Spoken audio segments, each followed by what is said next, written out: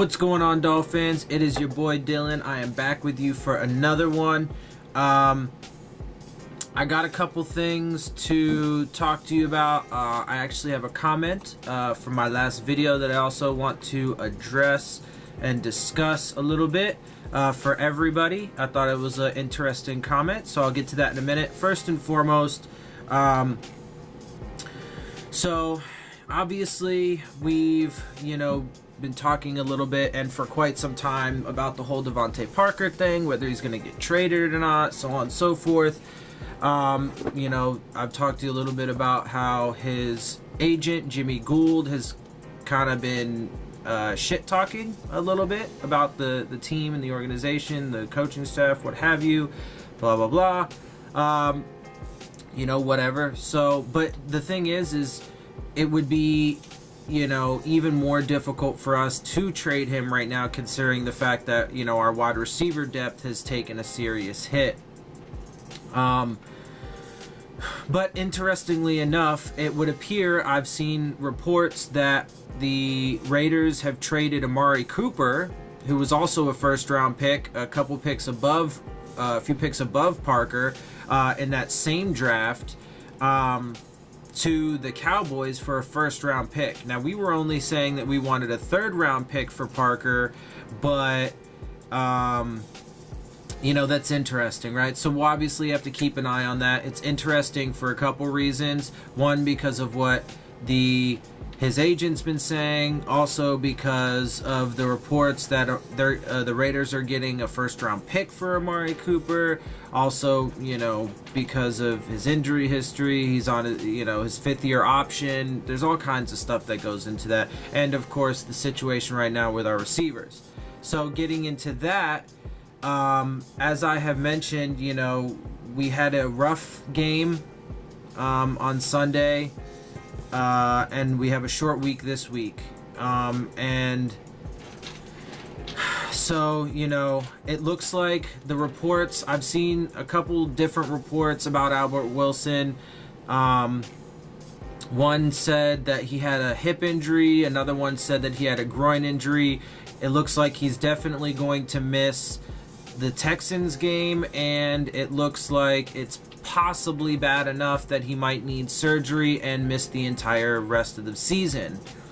Also, Tannehill's going to be out for this next game for sure already, and Kenny Stills is going to be out for this next game already as well because he got injured last game. So, and like I said, we've already been pretty banged up. We were just getting guys back. We've been pretty banged up the whole year. That has been one of the themes for our team this year, and I get it. I know. No excuses, next man up mentality, but, being honest, it's a big deal when you lose key players. And it's an even bigger deal when you lose a lot of them. So I'll get into that in a minute.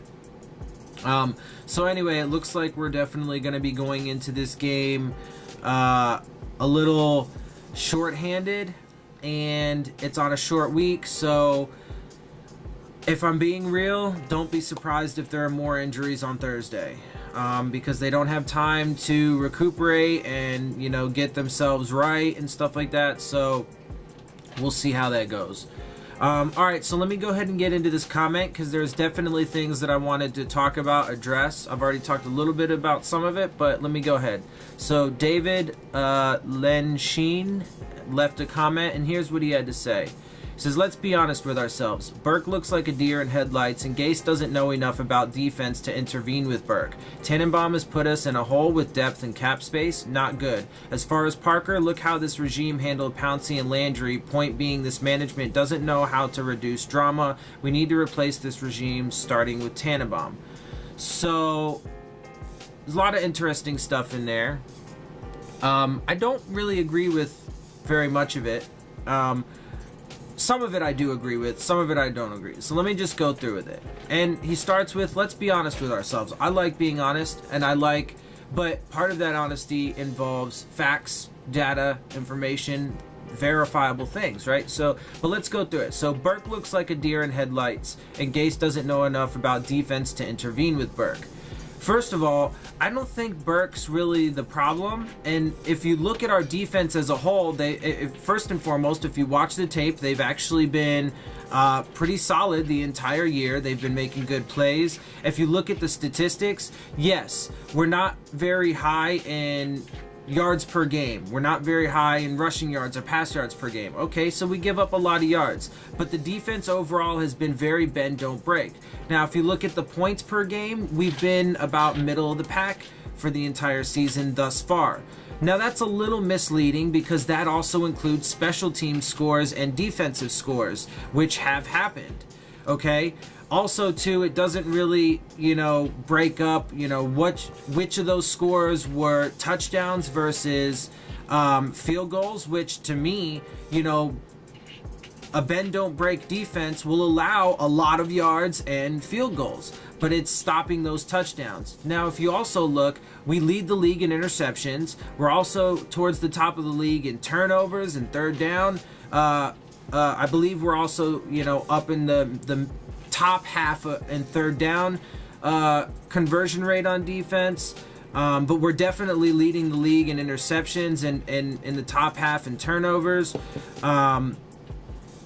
So I mean, and also red zone defense. We're one of the best teams in red zone defense this year. So when you look at it like that, I mean, okay, there's definitely been, some problems on defense, but to me, the overall theme of this year and the things that have been happening have been injuries and penalties. Now, before I get into that, though, let me continue on with his comment. Tannenbaum has put us in a hole with depth chart and cap space. Not good.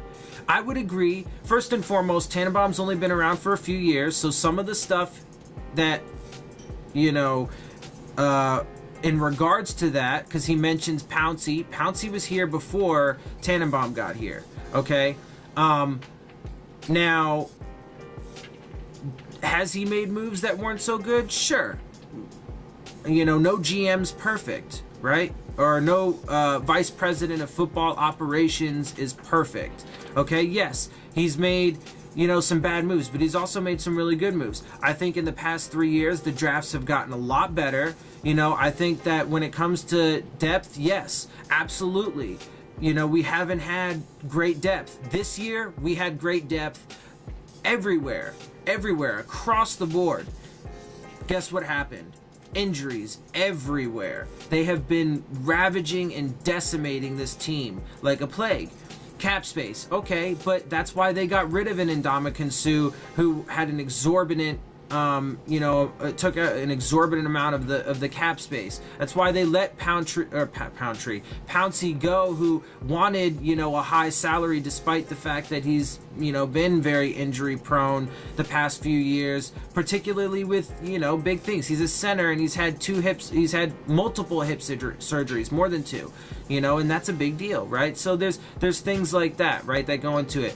He accidentally said Laundry, not Landry. But Landry, look, I mean, you can argue whatever you want, but he's not a number one receiver. He doesn't, score the touchdowns. There was comparisons between Albert Wilson and Jarvis Landry up through like the first 5-6 games of the season. Albert Wilson, they had basically the same amount of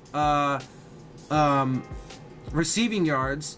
Albert Wilson had significantly less catches and significantly more, like 4 or 5 times more touchdowns than Jarvis Landry. So you can say what you want about Landry, but that was a spectacular move. Getting him and Amendola for Landry, I'll take that any day.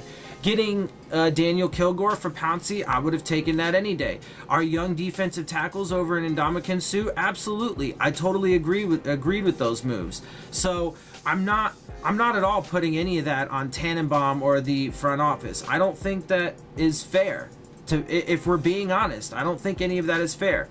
As far as Parker, look at Parker. Okay,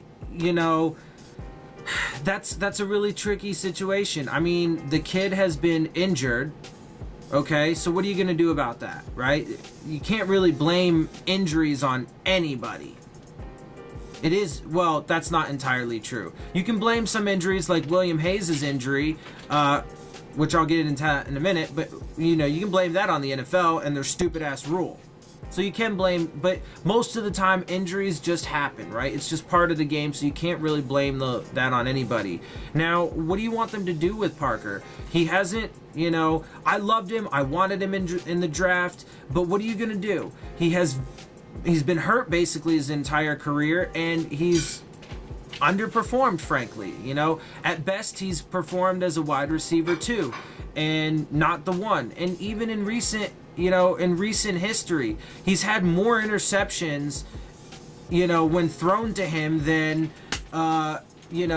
completions and productivity.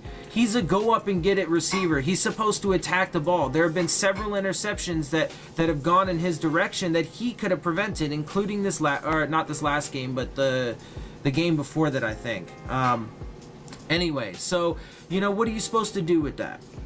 Look, I mean, if we're being honest, you got to be fair. You have to take all factors into account. You have to look at it from both sides, from all sides, right? Yeah. So I don't really think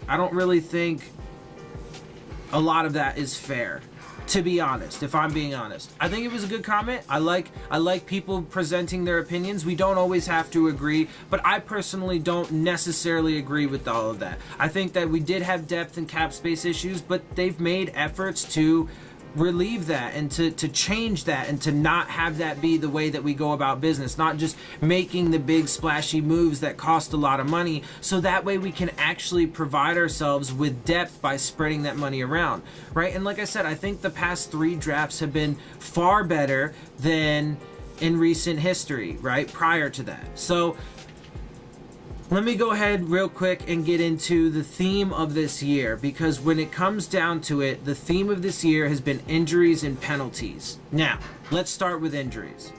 Before the year even began, Mike Cole, Jake Brendel, and Marquise Gray all got put onto injured reserve. Now, we're about to get Mike Cole and Jake Brendel back because they got put on soon enough where they were eligible for short-term IR, and we could bring them back. You're only allowed to bring back 2 players anyway, so there you go. There's our 2 players. Well, they are getting ready to return, but they got initially put on IR before the season even started. Marquise Gray, gone for the season before it even started. Now let's look at that. Now let's continue on since then. William Hayes, injured reserve for the season, out for the season. Daniel Kilgore, our starting center. Josh Sitton, our starting left guard that we brought in, huge offseason moves that were supposed to do big things for us, out for the season with injuries.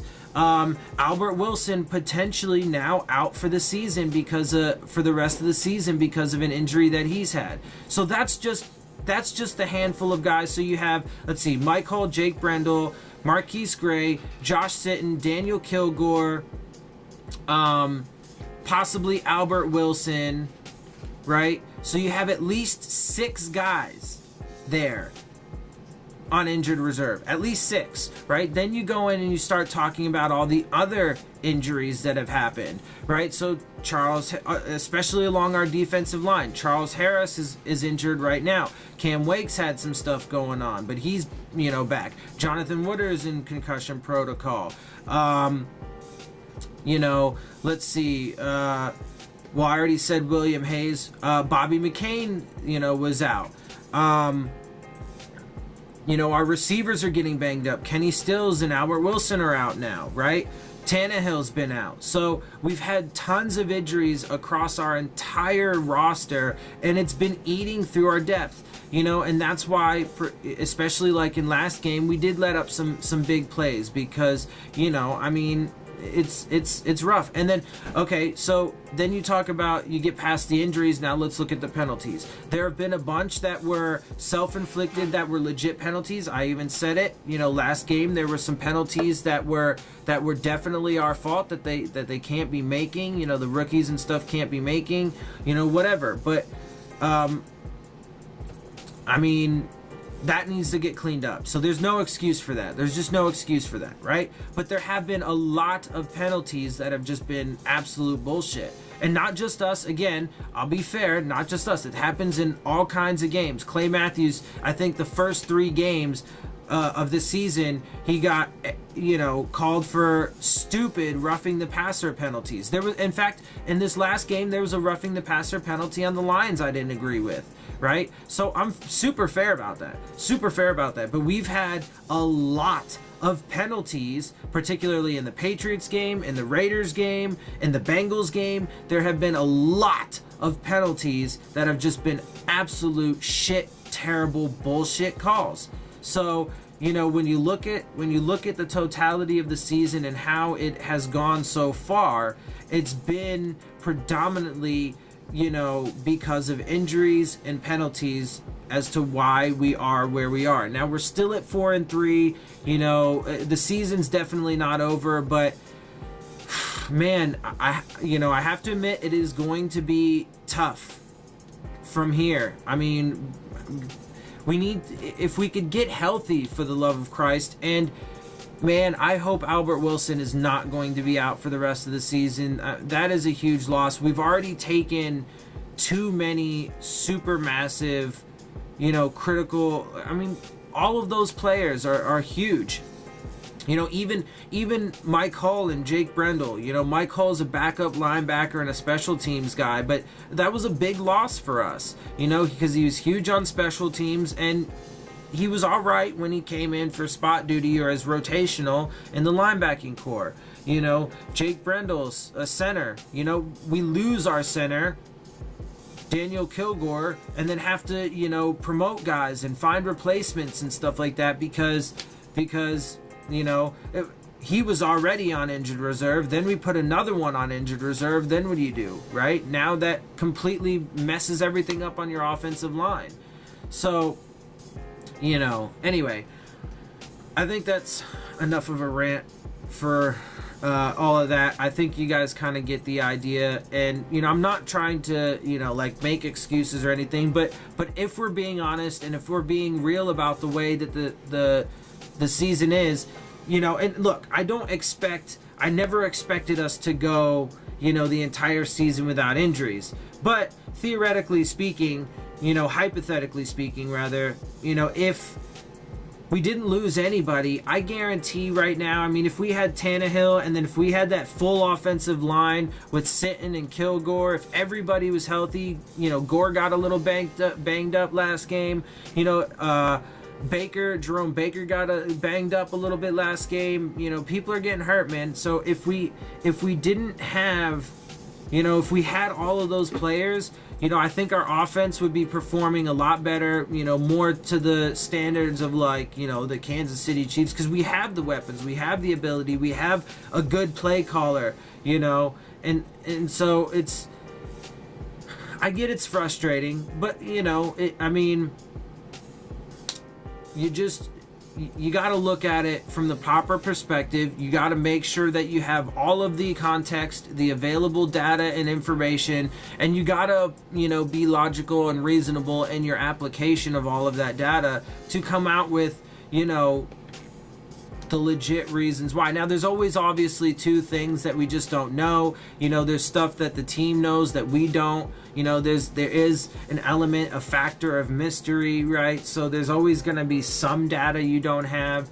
But you know, we gotta operate as logically as we possibly can, and you know, go off of actual data that we have and stuff. Anyway, so I'm gonna go ahead and cut this because there is an Adam Gase press conference. Osweiler, I believe, also spoke.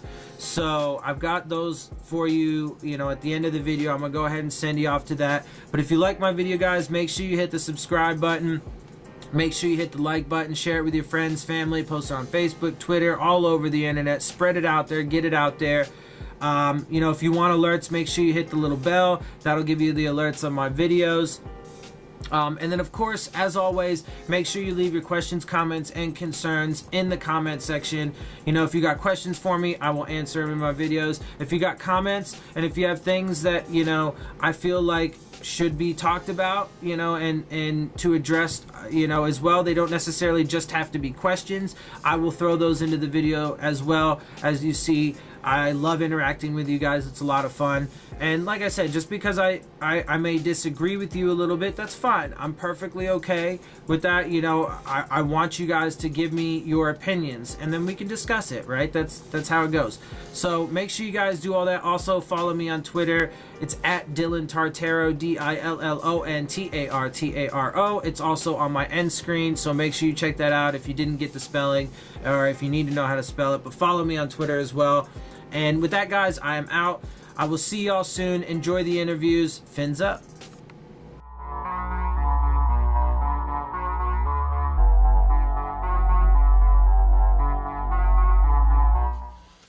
I approach it in a different way, like, as in, you know, just look at what he's good at and, you know, try to combat it. Nothing too crazy. What is he good at? And the arm, I was watching the film today, the little arm over stuff. You know, anything that you'd think that you saw him get a lot of sacks in the previous years, that's probably what he's going to be using. How do you think the offensive line, it seems like so long ago, it was like yesterday, right? How do you think the offensive line did overall in the last game? You know, it was kind of shaky for a while. I know I didn't play anywhere I should be playing. I think we stuck with it. You know, we were in there battling with everybody, and we weren't getting down on each other. You know, never know what happens in a game. So I mean, we kind of wired in their three-man rushes, and for the most part picked up most of the stuff. But definitely can improve. Jesse, what have you learned about preparing your body for the Thursday night game? Rest and recover, you know. Sleep, hydrate. Which would be nice because I think we're flying down tomorrow, so we'll have a lot of chance to rest and acclimate. So this will be my second time doing it, so I don't really have an answer too much to it. Just look what the older guys are doing. What will it take to get, because you obviously guys played really well all the line against the Bears, to get the consistency to have that be your standard every week? Yeah, you know, that's definitely a spot to look at, is that game and how we played, and, you know, set a goal to that game and how we all, you know, played as a group and a team. And, you know, just can't lose focus in a game or in a week. You know, you have to keep doing what we're doing, don't change what we've been doing, and, you know, be more physical. Pretty good. All right.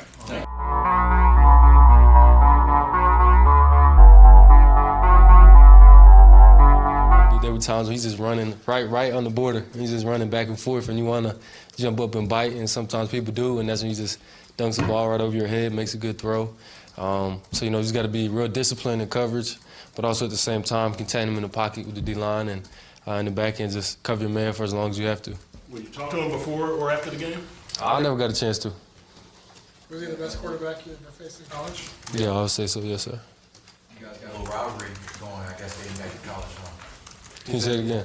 You guys got a little rivalry going, I guess, dating back to college? Yeah, I mean, you can say that. You know, Clemson and Alabama, two great programs the last couple of years. So there's a little bit of rivalry in the air, I guess you could say. I guess y'all 1-1. This is the deciding Yeah, yes, sir. Mika, what went wrong with defense yesterday? I mean, it's a couple different things. Can't really say specifics right now. Gonna go watch the film in a little bit with the coaches and everybody. But, you know, it just comes down to execution. It's everybody doing their job. That's it. You guys have, throughout the season, you know, maybe given up some yards and made that big play when you needed to. Why couldn't that big play get made yesterday, I guess is the question. Comes down to what I just said, same thing, just execution. You know, those big plays happen on our side of the ball when we just do our job. You know, there might be some leakage yards, somebody might make an amazing play, but when everybody's doing their job, that big play comes on defense. You get that pick, you get that tip ball, but yesterday just didn't happen, and it's for a certain reason. We know Bobby McCain is a veteran. What's the difference in having him back out there on the field? Just experience. He's real knowledgeable. We all those in the back end, we communicate a whole lot. So we just talk. You can see plays. I was watching film earlier today, and there's a play where it looked like we're just having a whole conversation, but we're just talking about moving leverage, stuff like that. The play that was coming, and just having him out there and having his mind out there, and just his energy out there was real good. With Xavier now shadowing guys, teams are putting their best receivers inside the slot. The Bengals did that with A.J. Green. How much are you looking forward to that challenge? Let's say if DeAndre Hopkins goes inside. I mean, it's going to be a challenge. He's a great receiver. You see him making plays all over the field, making amazing catches and stuff like that. But like I was talking about earlier, whenever the challenge is presented, that's when I like to perform, like to do my job. I'm going to get better. He's going to get better. And I just got to step up to it. No matter if I'm a rookie or a 10-year vet, just another person lined up in front of me. I got to do my job. Bingo, what is it about Jakeem Grant's determination and drive that makes him play a little bit bigger than maybe what his size is? I mean, it's just that. He's tough. I mean, he's undersized, but that doesn't matter when it comes to him. He plays with a whole lot of energy, a whole lot of passion. He's tough. He don't want to get beat. He don't want nobody to cover him. And, I think people overrate size sometimes. So, I think he understands that, and he doesn't let that hold him back. And, he's one of the fastest people out there, so he uses that to his advantage and just explosive. What's it been like playing next to Xavier? It's been good, man. I feel like he's kind of an underrated guy across the league. Last year he played really well, and this year he's been playing great. He's been shutting everything down. But, I feel like he's just doing his job out there, and he's just waiting on his moment for everybody to recognize who he is and the job that he does. So it's been awesome playing with him. I'm looking forward to the future. You mentioned how he's going home from Houston. Did you know that? Xavier? Yeah, Xavier and Mo Smith, they both talk about it. They've been talking about it the whole time. They both haven't been back in a long time, so they're excited to get back and play in front of their families. You're no stranger to playing big stages, obviously. How do you prepare though mentally at the NFL level for a Thursday night football game on the road? You just got to watch a whole lot of film because we ain't practicing a whole lot. We're just doing a lot of walkthroughs, and so it's more mental than it is physical. You just got to break down as much film as you can, talk to the coaches, talk to everybody else on the defense and the defensive secondary. Just try to understand the other team that you're playing against because you don't want to wear yourself out physically. You just played a tough game on Sunday, so I think just preparing mentally is going to be really important. How do you adjust physically to the pace of this condensed week?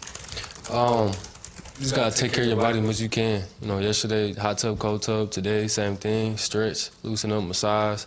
Just get everything loosened up and ready twice as fast as you would for a Sunday game.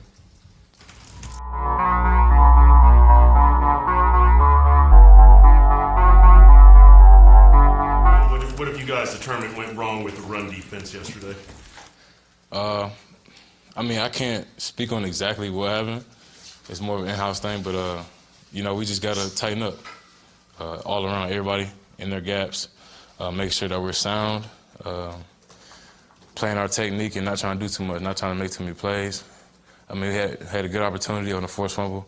It just happened to be me to get the forced fumble, but if we get our hands on the ball in there, it's a totally different ball game. And once they got that field goal, kind of put us in a sticky situation for it as a team.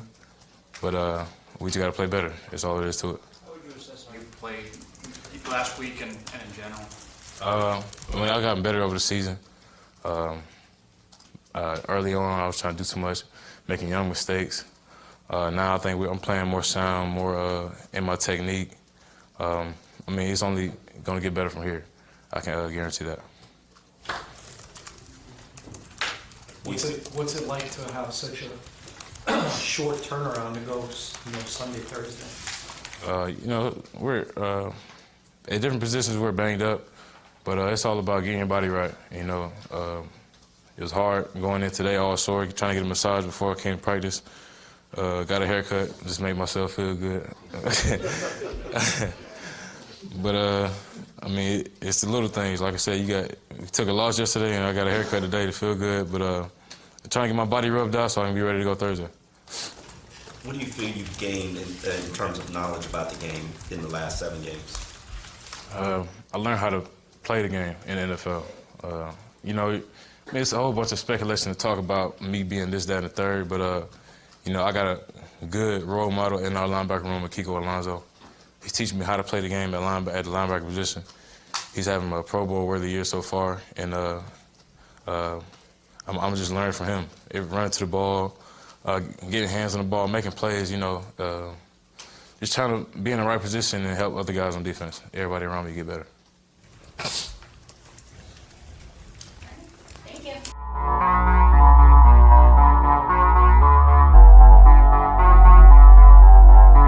Up quickly, making sure we make sure we see what's going on out of the huddle, and get lined up, get our feet in the ground, read our keys, and just play. Did it feel like yesterday that no matter what you guys did, you just couldn't turn the tide? I mean, you can say that. I mean, that's hindsight. You can say that in the moment. We've had times like that in the past and throughout the season, and we've been able to come up with a big play and change that momentum. We just weren't able to make that play. TJ, what did it mean to have Cam Lake and Bobby McCain back out there yesterday? I mean, it was huge just for the dynamic of this team. I mean, they're two great players, two great teammates to have, guys that bring a lot of energy. So to have them back, and you can kind of just feel it through the week of practice, having them back. We just felt like, I feel real comfortable with them out there, and got two good leaders.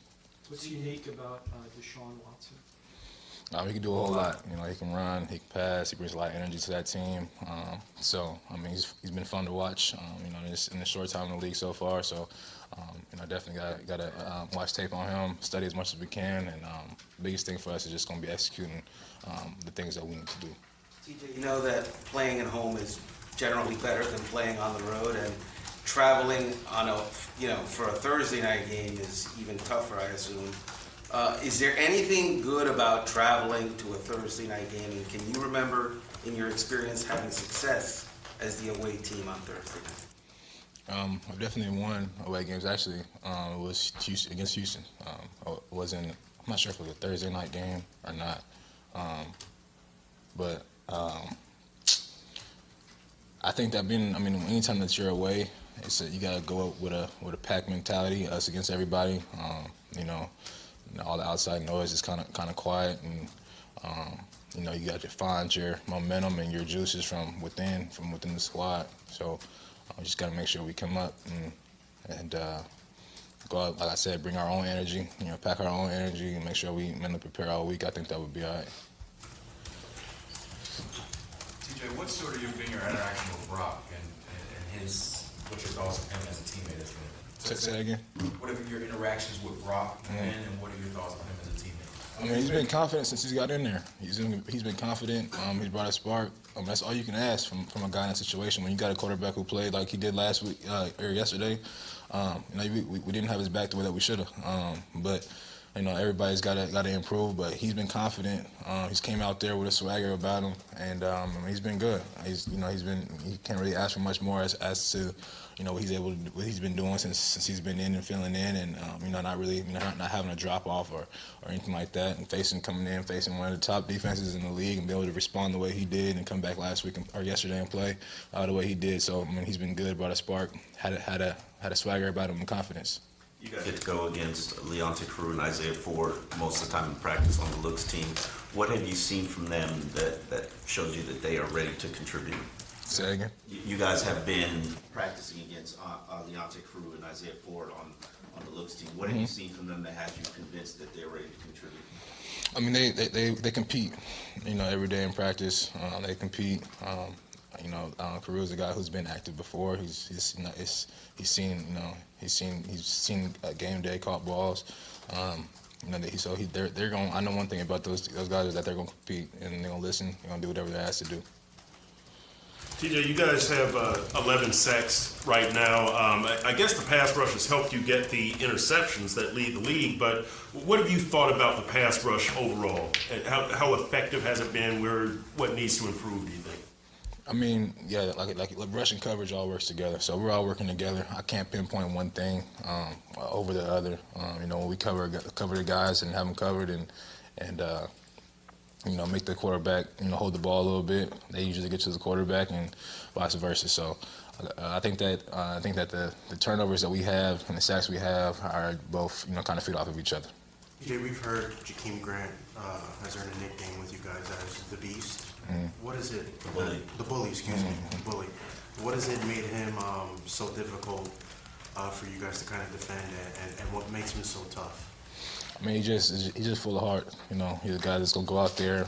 People look at his size and think one thing, but I mean, when we were out there in camp, he was blocking well, and that's something that everybody sees him take the top off. But he was out there. He's full of heart, and not scared to get into it. And so that's kind of what we've seen from him, is that he's gonna go out there, whatever he's asked to do, he's gonna give it 110%, and whether it's taking the top off of defense or blocking in the run game, and he takes a lot of pride in that. I know he does.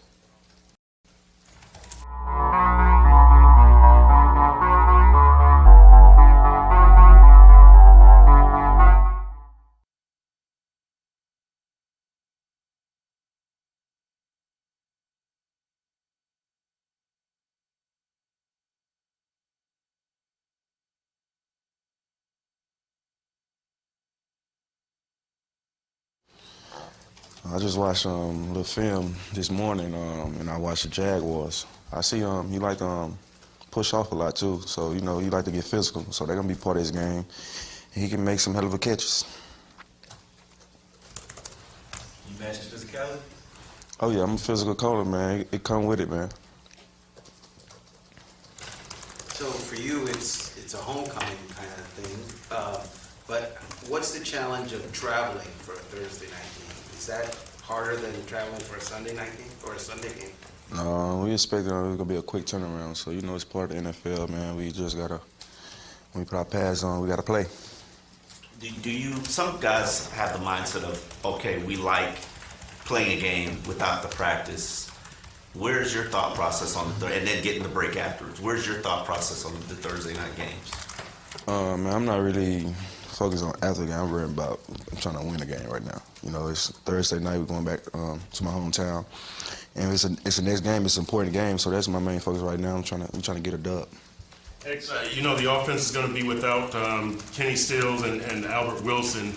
Defensively, do you think we have to do some more stuff? I feel like defense we've been playing at a high level. After this game, stuff we can get better at, and we're gonna see after this. So we just got to bring our A game. We got to stick together and just bond. So so we get to go. So I don't know if you noticed, we arrive in the city the day before the game. So since it's a night game, we have all day Wednesday. So is there anywhere that I might want to check out, like an area of Houston that you actually recommend? A restaurant or a shopping area or something? I said, huh? Don't go to the Fifth Ward. Some place in You probably don't have your wallet. Hey, but some place in Houston you I say on the Galleria area, a safe place for you. The mall, yeah. There's a lot of stuff around there. Just stay on that side. The mall or an Applebee's or something. Yeah. There's a lot of restaurants over there. Just stay on that side. Yeah. Zay, hold on, come on. Give us something. Man, downtown a nice area too, but I stick by the Galleria, man. That's where I go when I get there, so that's where I eat at it. So. You have a great deal of fondness for that city. Can you just talk about what? Come again? You have a great deal of fondness for Houston. It seems like talking to you in the past. You just speak on what Houston means to you as a person. Man, I say that's what built me, just living there in Houston and just seeing everything that happened out there, doing to the hurricanes and a lot of stuff in that nature. So I say it built me, my character, who I am today, and it's a great city, man. And I say we're still building. So that's enough I say about Houston. What did you see from Cam Wake and Bobby McCain from them being out there? Were they their old selves, or maybe 80% of themselves? What did you see? Man, them guys, they them guys came in the game. They was playing their butts off. So as watching film, I said they gonna get better. I really paying attention to Cam or them like that. We trying to work on the secondary and see what our deal was with the Detroit Lions, what they was doing to us. So, you know, we're going to watch film and see. But I say, man, Cam, man. I expect nothing less from him. And Bobby came, man. He came out there, played his butt off. David, when you guys cut into like a score, I know as a defense you probably felt like it's just about time, right?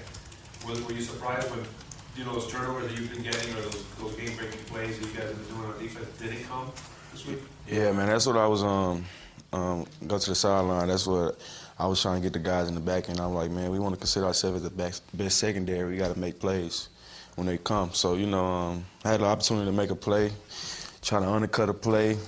The receiver called it. You know, it wasn't a safe one. I could have easily knocked the ball down, but I was trying to make a play. That's what I've been doing this whole season. So, you know, stuff like that happen. And, you know, I say we're going to get back to the table and we're going to see what we got to do for this week.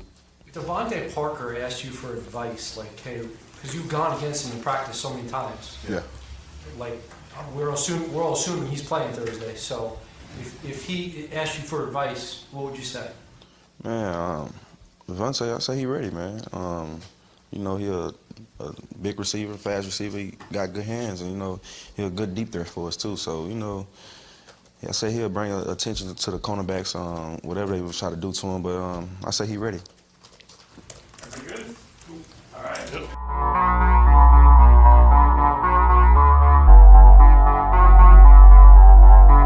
An easy task. How would you describe your tenure in Houston? It was short. It was one season. Other than that, you know, I'm very proud of a lot of things that we accomplished. At the end of the day, in that one season, we won a division, we won a playoff game, and that's what I remember.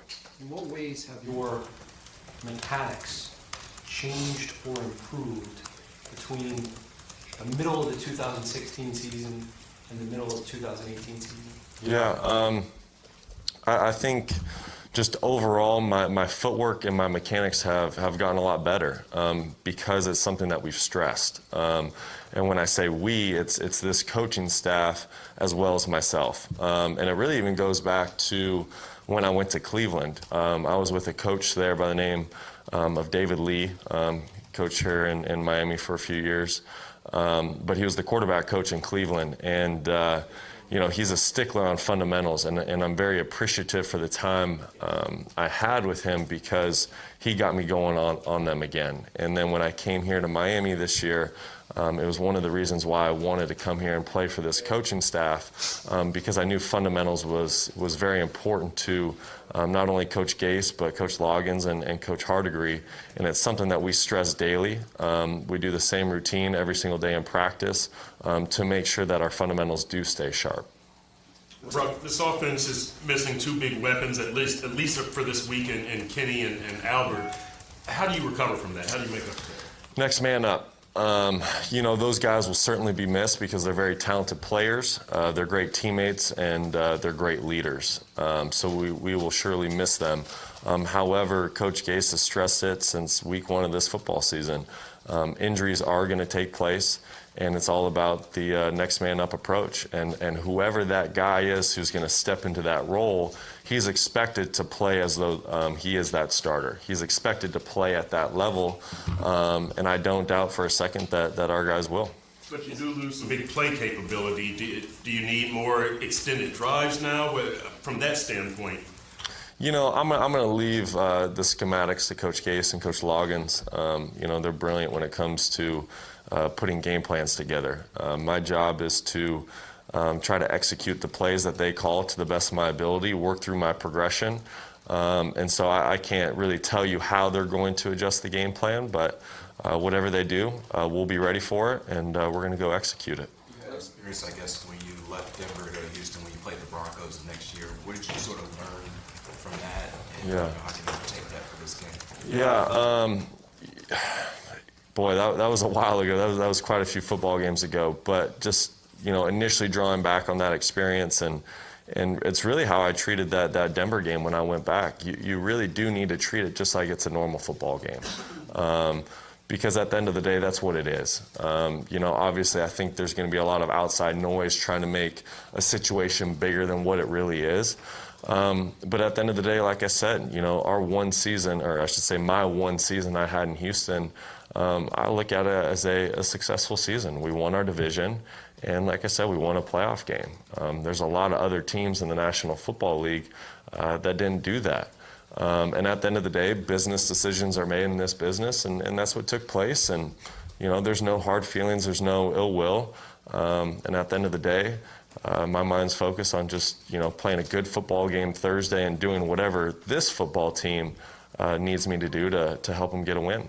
What were your, I guess, your feelings on the mechanics of the trade when it happened, particularly given, you know, what they were giving up with you? I paid no attention to that. In fact, I couldn't even tell you what they did give up. Bottom line, I got a phone call. I was told I was going to Cleveland, and I think you guys know me well enough at this point now. You know, I don't look in, you know, in the past. I'm always looking forward to the future and the things I can control, and that's really what I did in that moment. Have you spoken to Bill since that day? I have not. What are your feelings for Bill? You know, I'm not really worried about that. You know, like I said, at the end of the day, I have great respect for him, that organization, everything involved there. There was business decisions that had to be made. They were made, and we all moved on. How fair or unfair is it that every NFL player is graded not just by how they do, but against their salary cap number? Wow.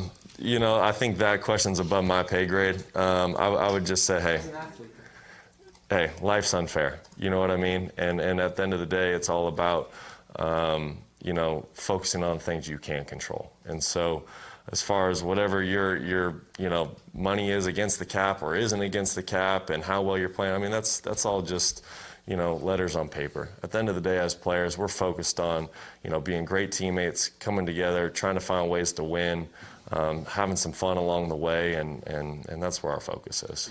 How much do you think you continued to evolve yesterday from the first time you started? And can you talk about the touchdown pass to Danny Amendola? Yeah, you know, I think things, I think they got better yesterday. I really do. I think we grew as an offensive unit. Kind of like I said yesterday after the game, you know, I didn't get any reps with the ones in OTAs or training camp or preseason games. So my first time playing with a lot of those guys, the majority of those guys, was against the Bears. And then my second go-around was obviously yesterday. So the more time I can get with those guys, the better we're going to be. That's just the fact. You know, I know there were some moments yesterday where I can anticipate some throws because now I know the body language of some of our skill guys more than I did a week earlier.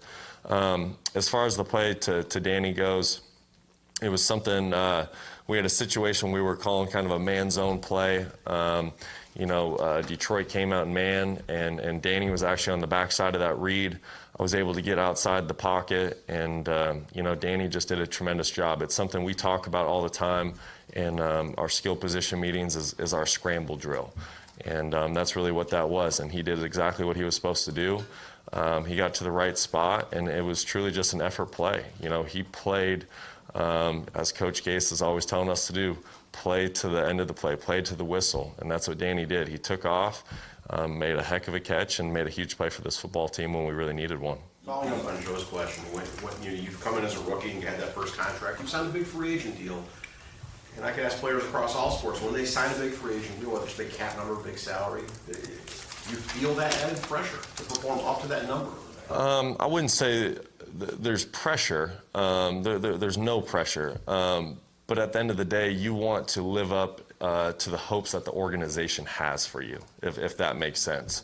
You know, you're obviously given that contract expecting that you can come in and help take that franchise to maybe a place that they haven't been before. So I wouldn't call that pressure because as players, that's the situation we want to be in. You know, you want to be in a situation where you're playing for a great team and you have an opportunity to win championships. So, you know, at least with my case with Houston, there was no added pressure, but certainly as a competitor, as a person, as someone who cares for the people that he's around and the people that he works with, you know, you want to do great by that organization. How much work have you gotten? You mentioned you didn't really work with the ones before the last couple of weeks with Devontae Parker. Have you thrown to him at all before this week? How much have you worked with him? You know, we haven't got a lot of reps together, to be honest with you. You know, Ryan's primarily taken all those reps going back to the spring and summer, and but I was able to get a couple with Devontae last week in practice, and hopefully I can get a few more this week before we hit the field Thursday. He's obviously going to be an important part of Thursday. How do you build that chemistry in 2 days? That's the challenge, but that's a challenge we look forward to. You know, as professional athletes, these are the moments you dream of. You know, playing on a big stage. You know, we'll be the only game on TV Thursday night. You know, I'm sure a lot of people are probably counting us out with all these injuries and new guys who are going to be playing, but that's what makes this fun. You know, we're going to go into that stadium, and it's going to kind of be a, you know, us against the world mentality, and we're going to have fun with it. Brock, you probably have more experience with the guys that are being forced to play now because of all the injuries, no? You're exactly right. You know, I'm not exactly sure what we're going to be doing with the roster, if anything. You know, as you can imagine, there's a lot of scrambling today with the short week. But if any of those guys are brought up from the practice squad, you're exactly right. I'm very familiar with all those guys. I'm very comfortable with them, and we'll be ready to go. What do they bring, Carew and Isaiah Ford, what do they bring to a team? You know, they just bring energy. They bring a spark. They're young guys who are hungry to make big plays in this league. You know, they're hungry for their opportunity. So if their number gets called this week, I know they'll be ready to play. They're going to do a tremendous job. They're going to execute the plays just like Coach wants them. And when it's time for them to make a play, I can promise you they'll make it. What we saw from Mike Gesicki yesterday, could you call it a breakthrough or just kind of another step on the ladder? I wouldn't call it a breakthrough. You know, Mike's a tremendous football player. He really is. And at the end of the day, you know, there's times where great football players, especially skill position guys, you know, they just don't see the ball. You know, maybe they're number 2 or 3 or 4 in a progression, and number 1's getting open all day, or number 1 and 2's getting open all day, and they're number 3 in the progression. Or they are finally, you know, number 1 in progression, and the defense plays a great coverage, so you have to move on. So, you know, Mike's done a tremendous job in games and in practice. I think yesterday you just saw an opportunity for him to make a couple plays, and he really did. He definitely made the most of his opportunities. Since you became the starter, can you give me a good example of something that Coach Gase has said to you that really resonates with you positively? You know, I think the biggest thing about playing football for Coach Gase as a quarterback is you know he has your back. He's going to support you, he's going to be there for you, and he's going to talk through things. And one of the things, you know, he's said to me is, you know, don't try to do too much, just play within our system. And, you know, that means a lot, because I think a lot of times quarterbacks in this league, there's too much pressure put on them to make plays when maybe other bad things are going on around them. Where I think there's some great coaches out there that say, hey, regardless of what's going on around you, just focus on doing your job and play within our system. And if you do your job to the best of your ability, that's all I can ask. And you know, that's obviously not verbatim the conversations we've had, but you know, Coach is he's a tremendous quarterback coach, and he definitely supports us very well. Last one for Safin. Brock, you have you're reunited with Coach Gase. You're taking on this role as a starter now. What do you think the expectation the Dolphins have for you? Well, I would hope the expectations are for me to play tremendous football and to lead this football team to wins. If it's anything but that, I shouldn't be the guy behind center. At the end of the day, it doesn't matter if you're the 1, 2, 3, or 4 in this business. This is professional football, and we're paid to be successful on game day and to help our football teams win games. I think.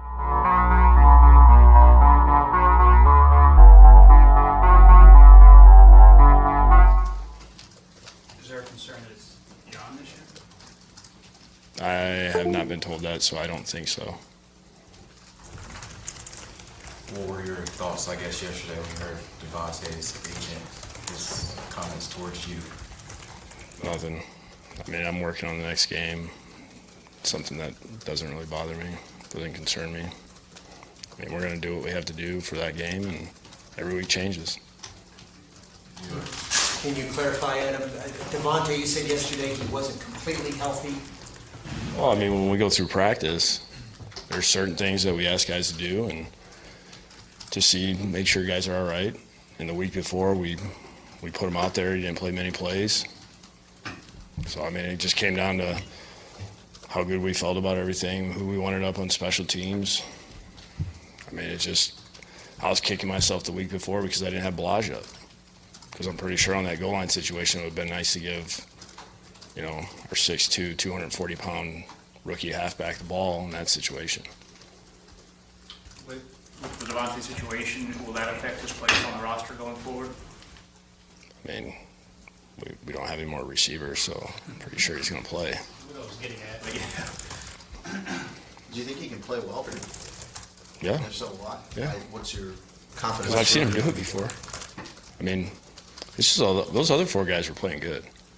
I mean, the last 2 weeks we've had some good football on offense, and that was unfortunate yesterday, especially with Albert.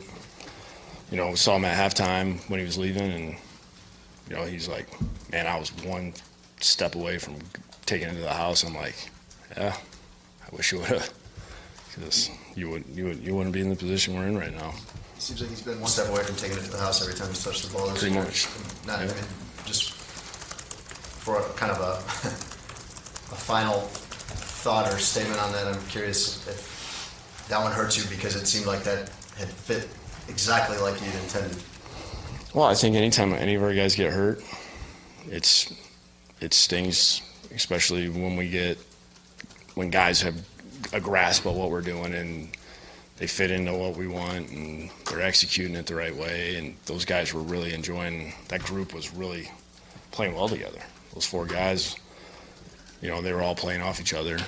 It was just unselfish football going on.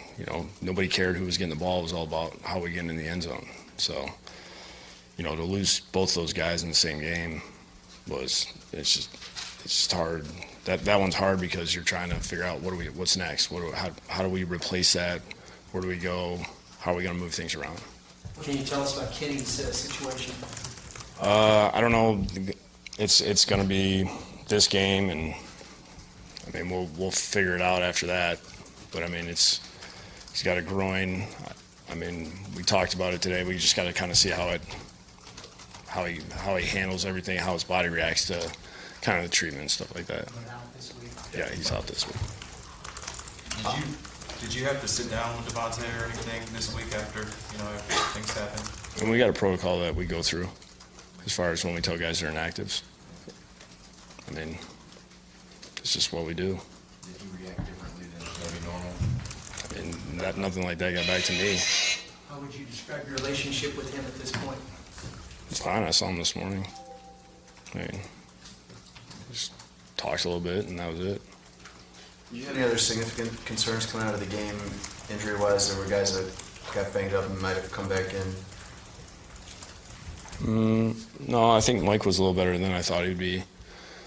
That was really the one I was worried about, because if he's out, now we're like really depleted in numbers, but we can move some things around. We can get him healthy enough to really be ready to feel good and go. Do you feel particularly good about how Ford or Carew or Lewis has done in practice? Yeah, I feel like those guys keep getting better. They compete every day. I mean, I have no problems with those guys. Whenever, we have to make a decision on who's doing what, who's coming up, all those type of things, I got no hesitation with those guys. I know you haven't practiced yet, but do you feel like you have enough receivers to make it through Thursday night's game? Yeah, we'll figure it out. I mean, we got 5 running backs. We'll play all those guys. That's what we were doing yesterday. We were telling Kenyon, run straight, turn left. I mean, and we'll figure it out. How did he do with that? We didn't get him the ball, but we were trying to get creative as fast as possible. I guess of all the backs, is Kenyon the closest one or the easiest one to transition to receiver? I don't know.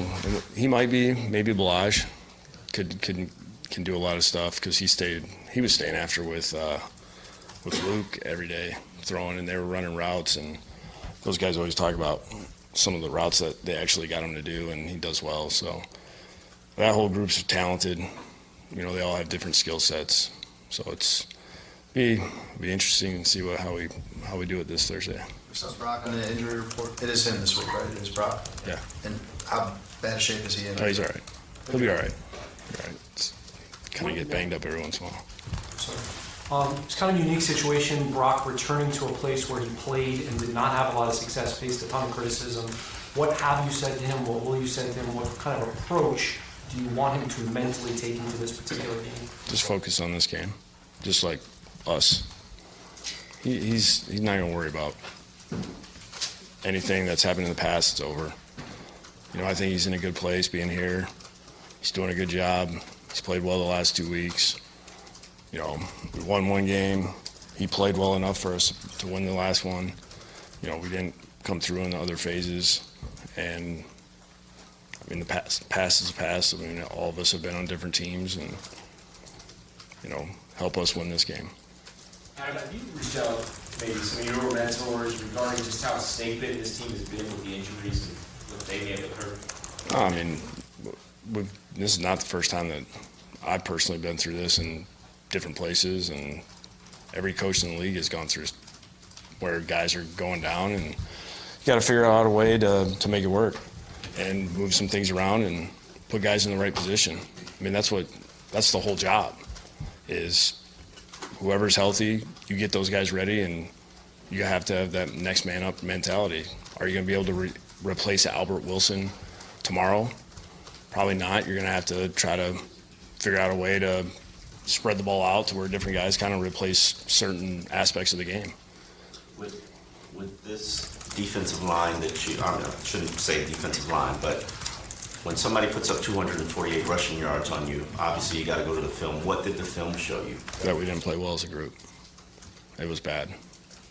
So we just we have to clean up a lot of stuff. We have to get on the same page, and everybody needs to make sure they play as a group. We just did not do a good job of all three levels working together.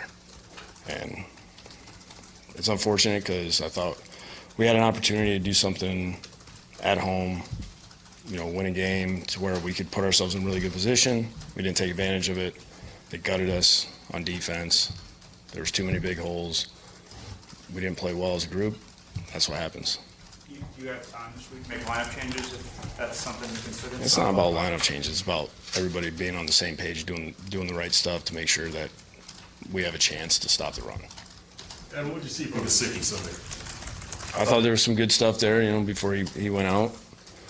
You know, it was nice to see him get a big play, and you know, I mean, at least we're not the only ones that think he might be good one-on-one because they doubled him down there in the red zone. So, you know, we'll just keep bringing him along, and you know, hopefully as the season goes on, he just keeps getting better and better, and we keep using him more.